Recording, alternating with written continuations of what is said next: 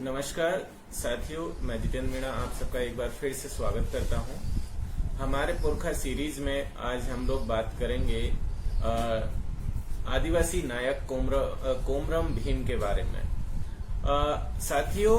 जो हम लोग कोमरम भीम के बारे में बात करने जा रहे हैं उससे पहले थोड़ा सा जान लेना जरूरी है कि ये किस इलाके की बात आज की तारीख में हम लोग कर रहे हैं, ये कौन सा क्षेत्र है और इनका किस तरीके का कंट्रीब्यूशन रहा है। तो सबसे पहले कोमरम भीम के बारे में जब हम लोग बात कर रहे हैं तो जिस इलाके में कोमरम भीम है वो इलाका है मध्य भारत का गोंडवाना राज्य का इलाका, जिसे कि हम लोग देखते हैं कि ये पूरा का पूरा गोंडवाना राज्य जो गोंड आदिवासी बाहुल्य क्षेत्र था उनके द्वारा शासित क्षेत्र जो रहा है उसी क्षेत्र से ये आते रहे हैं। वर्तमान में अगर हम लोग बात करें तो ये गोंडवाना का जो इलाका है पूरा का पूरा इलाका हम लोग देखें, पूर्व में जो वर्तमान में आज की तारीख में जो संबलपुर है उड़ीसा डिस्ट्रिक्ट से लेकर के पश्चिम में महाराष्ट्र के बैतूल तक फैला हुआ था, और उसी तरीके से उत्तर में सागर मध्य प्रदेश से लेकर के दक्षिण में जो है एकदम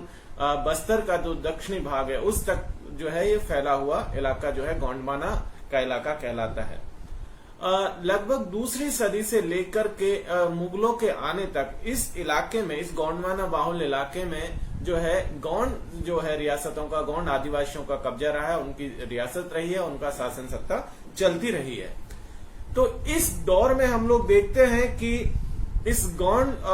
रियासत के अंतर्गत हम लोग देखते हैं कि किसी भी तरीके का जो जमीन पर मालिकाना हक और स्थायी मालिकाना हक का जो है कॉन्सेप्ट, जो व्यवस्था थी वो इस पूरे के पूरे इलाके में नहीं थी। वो यहाँ पर उसकी गैर मौजूदगी देखी जा सकती है। पूरा का पूरा ये गोंड बाहुल्य इलाका जो है धर्म के रूप में प्रकृति को पूजता आ रहा है, जो कि एक चीज में विश्वास करता रहा है कि श्रम के ऊपर जो है पूरी तरीके से विश्वास करता रहा है। किसी को भी बिना श्रम किए हुए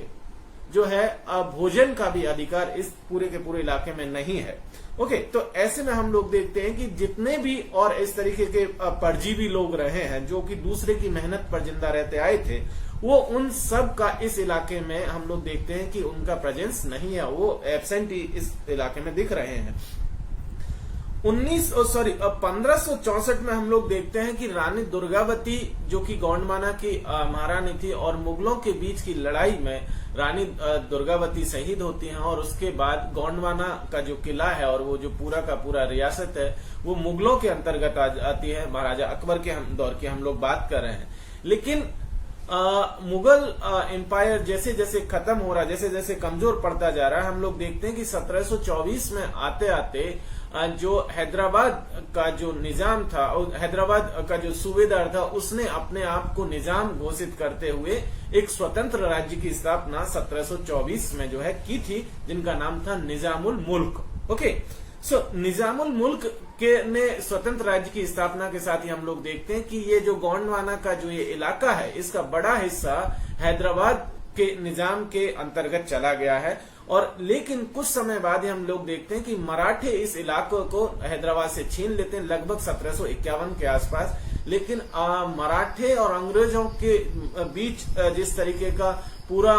जो है शुरुआती दौर में जो कन्फ्रंट्रेशन चला था उसके चलते हम लोग देखते हैं कि 1803 तक आते आते फिर से ये इलाका वापस जो है हैदराबाद रियासत के पास चला जाता है। इस दौर में हम लोग देखते हैं कि जब मराठों के अंतर्गत ये क्षेत्र था तो इस क्षेत्र पर राजस्व वसूली के लिए मराठों ने देशमुख और देश पांडव की नियुक्ति की थी, जो कि इस इलाकों में राजस्व की वसूली का कार्य करते थे। वहीं दूसरी तरफ हम लोग देखते हैं कि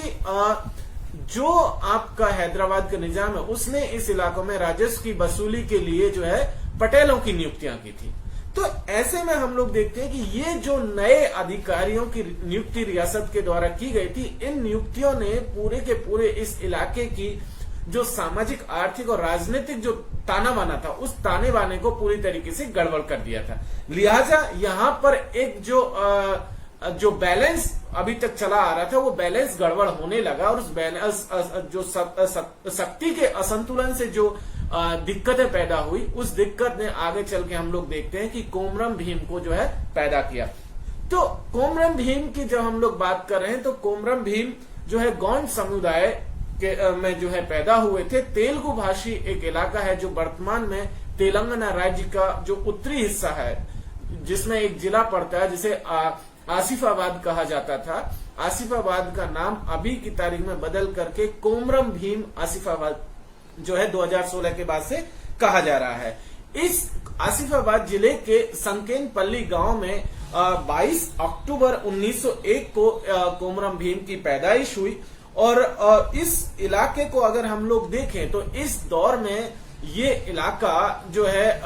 आदिवासी गौंड बाहुल इलाका था। इसके अलावा और भी कई आदिवासी कबीले इसमें थे, लेकिन यहाँ पर हम लोग देखते हैं कि निजाम ने और उससे पहले मराठों ने जब अपने अधिकारियों की नियुक्ति की थी तो उन लोगों के आने से बाद में यहाँ पर पूरा का पूरा संतुलन गड़बड़ा गया और लिहाजा हम लोग देखते हैं कि बाहरी लोगों का प्रवेश इस इलाके में सुनिश्चित किया जाने लगा। ओके, तो यहीं से जो है सारी की सारी समस्याएं खड़ी होनी शुरू हो जाती है। ये आसिफाबाद का जो इलाका है, इसके पड़ोस में इस समय पर भी जो है दो रियासतें देखने को मिलती है। एक तो थी चंद्रपुर की रियासत और एक थी बल्लारपुर की रियासत। बहुत छोटी रियासतें हैं, लेकिन ये गौंड रियासतें हुआ करती थी। तो इससे आप अंदाजा लगा सकते हैं कि इस तरीके का जो पूरा का पूरा इलाका है, ये गौंड बाहुल इलाका रहा और यहाँ पर जो है किस तरीके का जो है पूरा का पूरा सोशल और पॉलिटिकल स्ट्रक्चर पहले के दौर में रहता आया था। दूसरी चीज हम लोग देखते हैं कि यहाँ के जो आदिवासी हैं वो दो चीजों पर पूरी तरीके से निर्भर है। एक तो है पोड़ू की खेती, मीन्स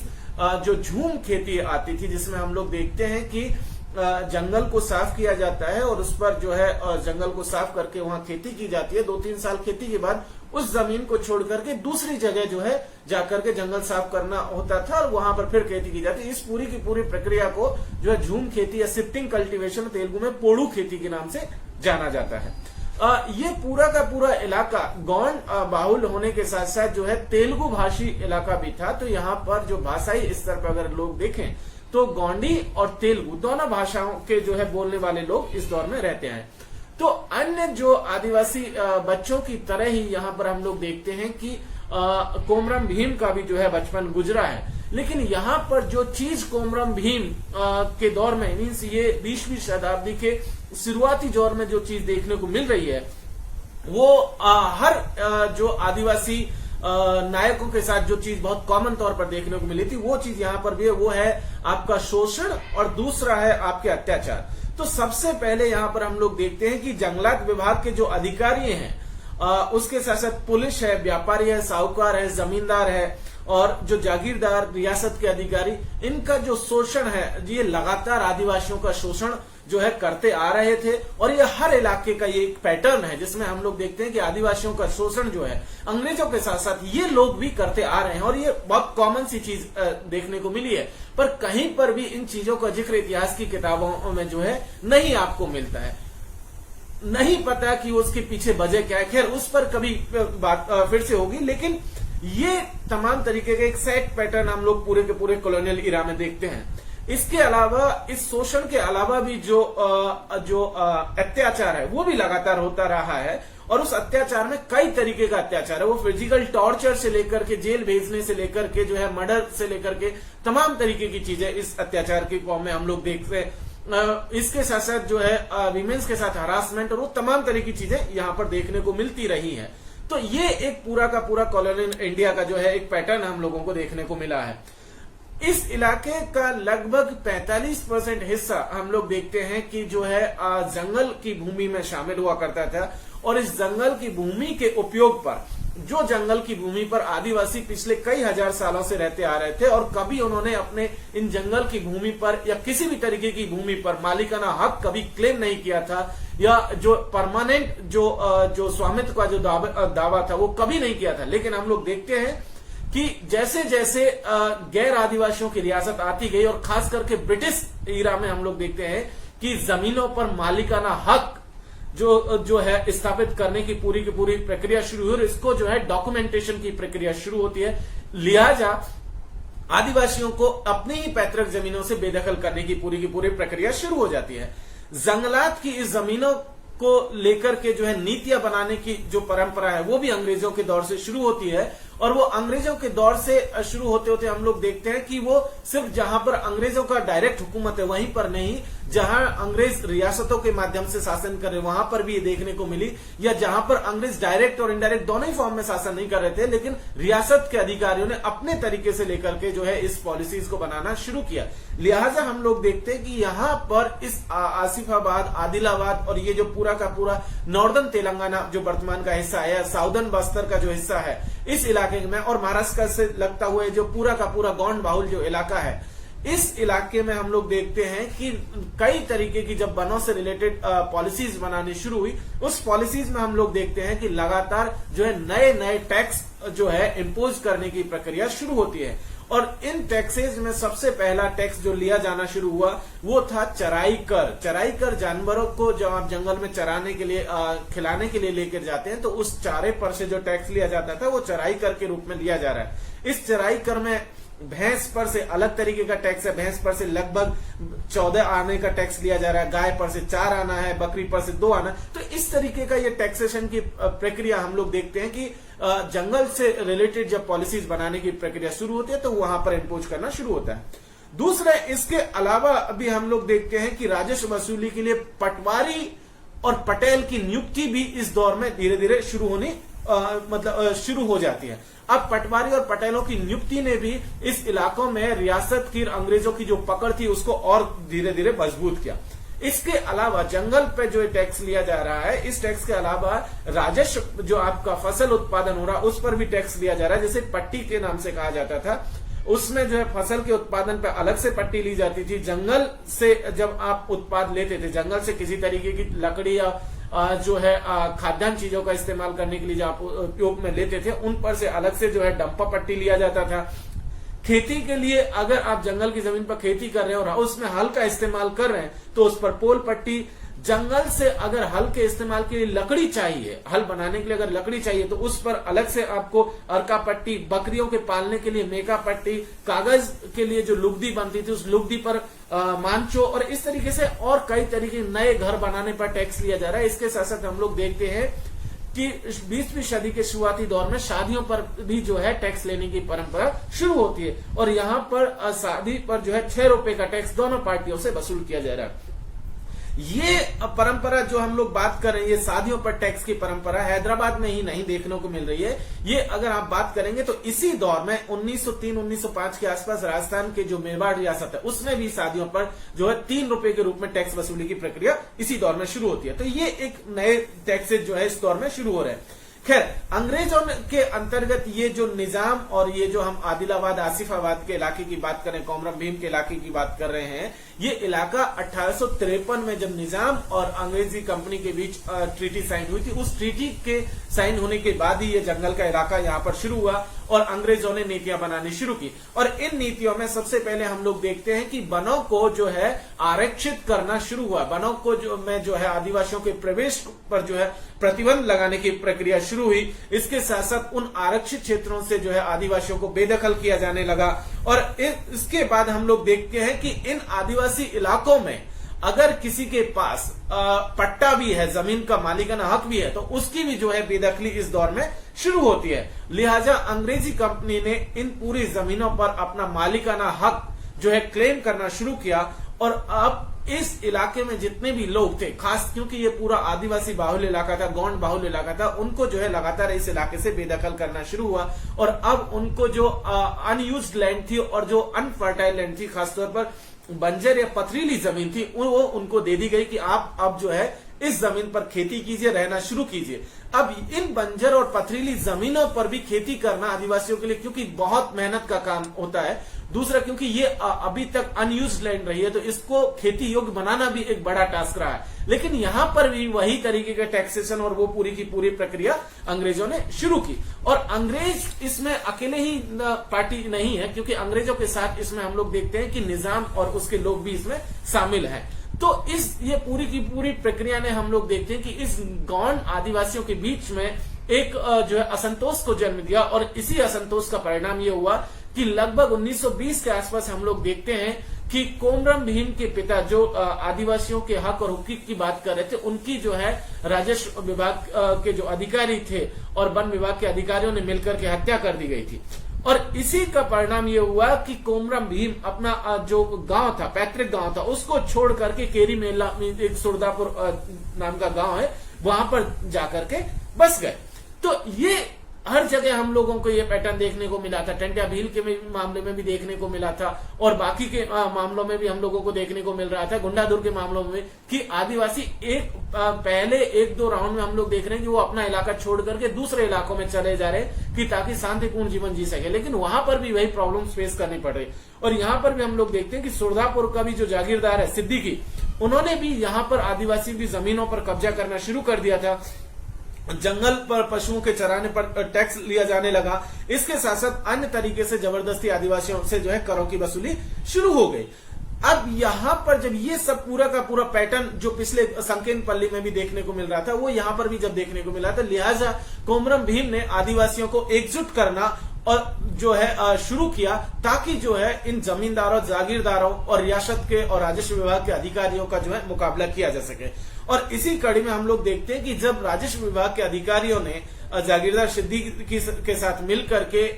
इन आदिवासियों की जमीनों पर कब्जा करना शुरू किया, उसमें कोमरम भीम की जमीन भी शामिल थी, उन पर जब कब्जा करना शुरू किया तो आदिवासियों ने एकजुट होकर के इस पर हमला किया। लिहाजा हम लोग देखते हैं कि इसमें सिद्दीकी की जो है मौत हो जाती है इस हमले में। अब सिद्दीकी के साथ जो है इसमें लगभग उस समय पर पटवारी लक्ष्मण राव, निजाम पतेदार जो है पटेदार भी था, और भी कई लठैतों के साथ ये पूरी की पूरी एक बटालियन जो है, एक टोली जो है सिद्दीकी लेकर के आता है और आदिवासियों पर हमला करता है और उसका काउंटर में जो है सिद्दीकी मारा जाता है। अब रियासत के अधिकारियों ने आदिवासियों के खिलाफ पूरा एक मुहिम छेड़ दिया और उस मुहिम में हम लोग देखते हैं कि कोमरम भीम वहां से भाग करके पड़ोसी जो गोंड रियासत थी चंद्रपुर, उसमें चला जाता है और वहां उनकी मुलाकात एक बिठोबा से होती है। बिठोबा उस समय पर अंग्रेजी हुकूमत और हैदराबाद रियासत दोनों के जो गठजोड़ के खिलाफ उस समय पर एक पत्रिका निकाल रहे थे और यहीं पर कोमरम भीम को जो है बेसिक एजुकेशन जो है देनी शुरू होती है और वो यहाँ पर उनको बहुत सारी चीजें सिखाते हैं, पढ़ना लिखना भी सिखाते हैं, बेसिक चीजें वो सिखाना शुरू करते हैं। लेकिन हम लोग देखते हैं कि जैसे ही अंग्रेजी हुकूमत को इसका बात का मालूम होता है, बिठोबा के घर पे छापा पड़ता है, लिहाजा बिठोबा को गिरफ्तार कर लिया जाता है। कोमरम भीम यहाँ से भाग करके आसाम के चाय के बागानों में मजदूरी के लिए चले जाते हैं और इसी समय आसाम में काम करते हुए उनको खबर मिलती है कि मद्रास के भीतर भी अल्लूरी सीताराम राजू ने जो है आदिवासियों को, किसानों को एकजुट करके अंग्रेजी हुकूमत के खिलाफ जो है विद्रोह शुरू कर दिया, रंपा विद्रोह जिसकी हम लोग बात करें 1922 का, उसकी खबर उनको यही आसाम के में ही मिलती है और लिहाजा आसाम में जो है चाय के जो बागानों में जो मजदूर थे उनको एकजुट करने की प्रक्रिया यहाँ पर जो है कोमरम भीम शुरू करते हैं। यहाँ अब इस कार्य में जो है उनको फिर जेल होती है, लेकिन यहाँ से भाग करके वो जेल से फरार हो जाते हैं और 5 साल बाद 1925-26 के आसपास हम लोग देखते हैं कोमरम भीम वापस अपने गांव जो है सुरदापुर वापस लौट आते हैं और यहाँ आकर के उन्होंने आदिवासियों को एकजुट करके जो है उनकी एक आर्मी बनाना शुरू किया, ताकि अब एक संगठित रूप से जो है निजाम और अंग्रेजी जो अधिकारी है उनका मुकाबला किया जा सके। और इस दौरान उन्होंने जोधे घाट को जो इलाका है उसको अपना केंद्र बनाया, अपनी कार्रवाई का केंद्र बनाया। लेकिन इसी दरमियान हम लोग देखते हैं कि वो अपनी माँ और भाई के साथ में जो है काकन घाट की तरफ चले जाते हैं, जहां उनकी सोमाबाई से शादी होती है। इसी समय पर वो लोग यहाँ पर इस बावेझारी के जो इलाका था, कांगन घाट से वो आगे वो बावेझारी चले जाते हैं, वहां पर वो जो है जंगल को साफ करके खेतीबाड़ी के काम जो है शुरू करते हैं। लेकिन फिर से यहाँ पर हम लोग देखते हैं कि जब निजाम के अधिकारी आकर के, अंग्रेजी हुकूमत के अधिकारी आकर के जब परेशान करना शुरू करते हैं, लिहाजा जो ऑर्गेनाइज आर्मी उन्होंने प्रक्रिया जो संगठन बनाने की प्रक्रिया शुरू की थी, अब यहाँ पर उन्होंने 12 गांव जो आदिवासी बाहुल गांव थे उनको इकट्ठा करके उनका एक समूह बनाना शुरू किया। इन 12 गांवों में हम लोग देखते हैं कि जोड़े घाट है, पटनापुर है, बावेझारी है, टोकनाबादा है, चलवरीदी है, सिवागुड़ा है और कलेगांव, नरसापुर, कोसगुड़ा, लिनिन पत्थर, इस तरीके कई गांव, ये 12 गांव थे जिनको की एकजुट करके कोमरम भीम ने अंग्रेजी हुकूमत और निजाम की रियासत के विरुद्ध आदिवासियों के हक और हुकूक के लिए संगठित करना शुरू किया। और इन आदिवासी 12 गांवों के भीतर जो है एक इंडिपेंडेंट गॉन्ड स्टेट, एक स्टेट के भीतर सब स्टेट जो सब राज्य की जो है इन्होंने स्थापना की घोषणा कर दी। और इसी घोषणा के साथ अपनी प्राइवेट मिलिट्री के बूते जो है उन्होंने पूरा का पूरा इस इलाके को रूल करना शुरू किया। इस पूरी की पूरी प्रक्रिया के बाद हम लोग देखते हैं कि अब जो है आदिवासियों ने कोमरम भीम के नेतृत्व में आसपास के जमींदारों पर, जागीरदारों पर हमले करने शुरू किए। और इस हमलों में हम लोग देखते हैं कि लगातार आदिवासियों को विजय प्राप्त हुई। ओके, जैसे ये खबर नवाब तक पहुंची, नवाब ने आसिफाबाद के तत्कालीन कलेक्टर को एक समझौते के लिए कोमरम भीम के पास भेजा था। लेकिन और उस समझौते के तहत जो है कई तरीके की जो है रियायत कोमरम भीम को देने की बात, कई तरीके के बेनिफिट देने की बात उस समय आसिफाबाद के कलेक्टर ने की थी। लेकिन तमाम तरीके के जो प्रपोजल्स थे उनको कोमरम भीम ने रिफ्यूज किया था, उनको मना कर दिया था। क्योंकि उनका मानना बहुत सिंपल सा था कि भाई सबसे पहले तो जितने भी फर्जी मुकदमे इन पिछले सालों में आदिवासियों के ऊपर दर्ज किए गए उन तमाम जो है मुकदमों को रद्द किया जाए। दूसरा, इन आदिवासी बाहुल इलाकों में और खास तौर पर जंगलों पर जो है आदिवासियों को जो है जमीन पर पट्टे दिए जाए, मालिकाना हक दिया जाए। क्योंकि हम लोग देख रहे हैं कि जब से मराठों और निजाम के अंतर्गत ये पूरा का पूरा हिस्सा आया था, तब से हम लोग देखते हैं कि आदिवासियों को पट्टे देना एकदम बंद कर दिया गया। और आदिवासियों की जगह या तो मुस्लिमों को पट्टे दिए जा रहे थे, या महाराष्ट्रियन ब्राह्मणों को पट्टे दिए जा रहे थे, या इस तरीके के गैर आदिवासी जो है उनको पट्टे दे करके, बाहरी लोगों को पट्टे दे करके इस इलाके में बसाया जा रहा था, ताकि उस इलाके की डेमोग्राफी को बदला जा सके और इस इलाके में उनका अपना कंट्रोल स्टेब्लिश किया जा सके। लिहाजा यहाँ पर जब ये समझौता असफल रहा तो उन्होंने एक नारा दिया, और वो नारा था कि जल जंगल जमीन। मींस जो भी ये जंगल में जो भी उत्पाद हो रहा है, जो भी इसमें संसाधन है, उन उत्पादनों पर, उन संसाधनों पर आदिवासियों का हक होगा। मावे नाटे मावा राज, इसका मतलब यही था कि ये जो पूरा का पूरा इलाका है, आदिवासी बाहुल जो इलाका है, इस पर आदिवासियों का हक होगा। जंगल आदिवासियों के। और यहीं से ये नारा हम लोग देखते हैं जो कि आज तक गूंज रहा है, जल जंगल जमीन का नारा। ये जल जंगल जमीन का नारा पहली बार कोमरम भीम ने ही दिया है, और यहीं से इस नारे की शुरुआत जो है होती है। अब इस दौर में हम लोग देखते हैं कि 1928 से लेकर के 1940 तक कोमरम भीम इस इलाके में एक जो है सब स्टेट बना करके जो है आदिवासियों को जो है हकों की रक्षा कर रहा है। इसी दौरान हम लोग देखते हैं उनके ऊपर कई हमले होते हैं, जिसमें हम लोग देखते हैं कि रियासत के तहसीलदार अब्दुल सत्तार ने कप्तान अली राजा के साथ मिलकर के लगभग 300 लोगों की आर्मी लेकर के इन कोमरम भील और उनके साथियों के जो पूरा का पूरा स्टेट था उसको कुचलने का प्रयास किया, उसको दबाने का प्रयास किया, लेकिन उनको किसी भी तरीके से सफलता नहीं मिली। अंत में हम लोग देखते हैं कि 1940 के आसपास तक आते आते जब रियासत और अंग्रेजों के हमले आदिवासियों के ऊपर बढ़ने शुरू हुए, बहुत ज्यादा बढ़ने शुरू हुए, लगातार आदिवासी बाहुल इलाकों को जलाया जाने लगा, गांवों को जलाया जाने लगा, उनकी संपत्तियों को नष्ट किया जाने लगा, और फर्जी मुकदमों में आदिवासियों को जो है जेल भेजा जाने की जब प्रक्रिया शुरू हुई, लिहाजा कोमरम भीम और उनके साथियों ने जो है रियासत के नवाब के साथ मिलकर के, उच्च अधिकारियों के साथ मिलकर के एक समझौते का रास्ता फिर से निकालने की प्रक्रिया शुरू की। लेकिन हम लोग देखते हैं कि इस दौर में अब तक आते आते जो समझौते की जो पूरी प्रक्रिया थी वो असफल रही। लिहाजा हम लोग देखते हैं कि कुर्जू पटेल एक नामक एक गौंड आदिवासी को जो है रियासत के अधिकारी तैयार करते हैं, ताकि कोमरम भीम और उसके साथियों का पता लगाया जा सके, उनके खिलाफ मुखबिरी की जा सके, उनके खिलाफ सूचना इकट्ठी की जा सके। इन सब के दरमियान भी कई तरीके की चीजें, डेवलपमेंट और भी देखने को मिलते हैं। उसमें यह है कि अधिकारी जो राजस्व वन विभाग के अधिकारी हैं वो जंगल का सीमांकन फिर से नए पैटर्न पर शुरू करते हैं, और इस प्रक्रिया में हम लोग देखते हैं कि आदिवासी बाहुल इलाकों को जंगल के इलाकों में शामिल किया जाने लगा। ये जो नया सेटलमेंट हुआ था, इस सेटलमेंट को भी जो है जंगली इलाकों में, जंगलात के इलाकों में शामिल करने की जब प्रक्रिया शुरू हुई, तो आदिवासियों ने उनको जो है लगभग एक जगह जिक्र आता है कि 500 रुपए की रिश्वत जो है मिलकर के दी थी कि भाई आप ये जो सीमांकन कर रहे हैं ये हालांकि पहले तौर पर ये गलत है, लेकिन आप इस सीमांकन को थोड़ा दूर से कर सकते हैं, गांव से बाहर से इसको कर सकते हैं। तो यहाँ शुरुआती दौर में देखने को मिलता है कि गांव के जो लोग हैं वो इकट्ठा करके पैसा 500 रुपए जो है रियासत के अधिकारियों को जो है बतौर रिश्वत देते हैं। लेकिन कुछ दिन बाद फिर से जो है जंगल विभाग के जो अधिकारी वापस आते हैं और कहते हैं कि भाई आपको 2000 रुपए जो है और देने होंगे, क्योंकि जो 500 रुपए आपने दिए थे वो तो फॉरेस्ट गार्ड का था। अब आपको जो फॉरेस्ट रेंजर्स है और उनका भी जो हक है वो भी देना होगा, और उस हक के लिए आपको 2000 रुपए देने होंगे, नहीं तो आपका जो गांव है उसको जो है जंगलात के इलाके में शामिल कर लिया जाएगा। तो इस तरीके की चीजें भी यहां पर देखने को मिल रही थी। इसी दौरान जब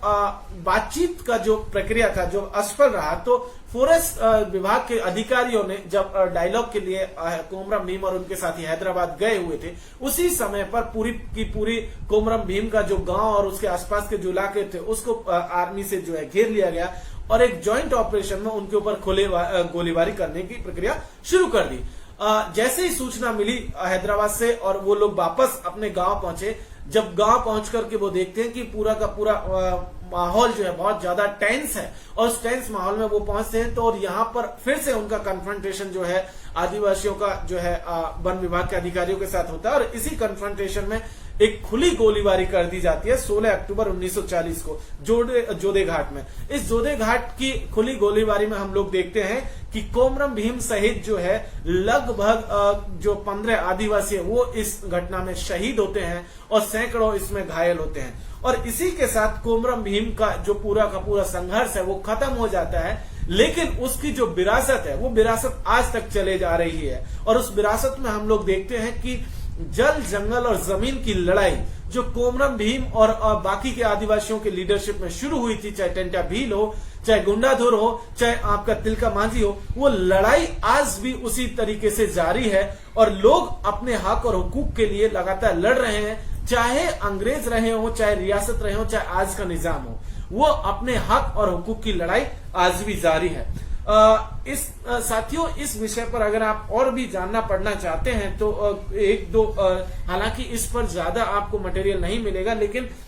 एक बुक आपको जरूर मिल सकती है। उसमें एक आर्टिकल आपको मिलेगा, tribes of India the struggle for survival. Christoph von Furer Haimendorf की एक किताब है, ये जर्मन है। इन्होंने यूनिवर्सिटी ऑफ कैलिफोर्निया से एक किताब पब्लिश हुई थी 1982 में। इसमें एक आर्टिकल है, इसके अलावा इनके 2-3 आर्टिकल और है। The Raj Gonds of Adilabad, the Gonds of Andhra Pradesh, इस तरीके से इनका आर्टिकल है। आकाश पोयम का एक आर्टिकल है, और इसके अलावा कुछ बेसिक इन्फॉर्मेशन जो है आपको गूगल पर मिल जाएगी। लेकिन रिसर्च के लेवल पर अभी बहुत काम किए जाने की कोमरम भीम और इन साथियों पर बहुत ज्यादा जरूरत है। अभी तेलंगाना स्टेट जब नया बना है उसने इसको लेकर के कई तरीके की योजनाएं शुरू की है, और जिले का नाम भी बदल करके अब आसिफाबाद का जो है कोमरम भीम आसिफाबाद जिला कर दिया गया। आप सबसे रिक्वेस्ट है कि प्लीज इस तरीके के जो आदिवासी नायक हैं उन पर और ज्यादा पढ़ने की, समझने की और लोगों को बताने की जरूरत है। आप सबका बहुत बहुत शुक्रिया। एक बार फिर हम आपका जो है अगली मुलाकात में फिर से स्वागत करेंगे। शुक्रिया। इंकलाब जिंदाबाद।